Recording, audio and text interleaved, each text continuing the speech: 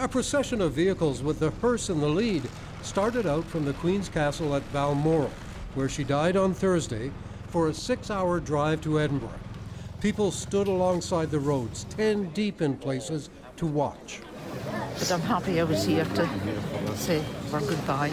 You know, she's been such a good queen to us all. You know, she's been loyal, she's been dignified, she's been kind and compassionate. Everything you'd want from a monarch.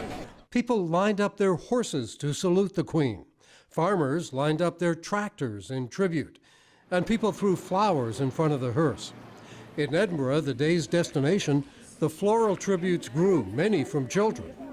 It's quite a big responsibility, and to be so old and keep doing what she's doing. Sad. Throughout Britain, emotions swelled.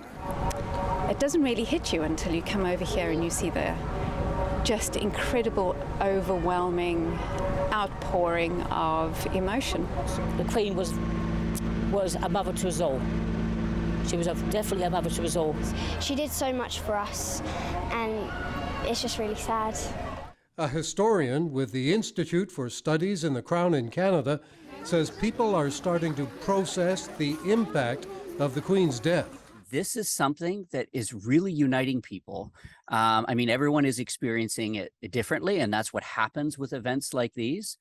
But it's a community event on a global stage that we're witnessing.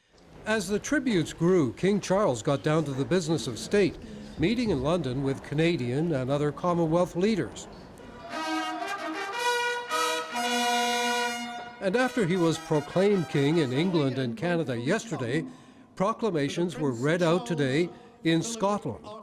We therefore, the Lords spiritual and temporal of this realm, Northern Ireland, publish and proclaim that the Prince Charles, Philip, Arthur George, and Wales become our only lawful and rightful liege lord, Charles III.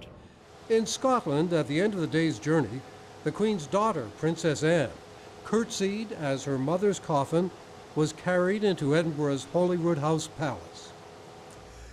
So the Queen's coffin will remain in Scotland until it's taken to Buckingham Palace in London on Tuesday.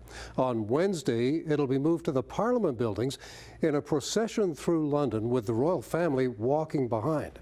The Queen will lay in state until her funeral on September 19th, a week from tomorrow. Adam?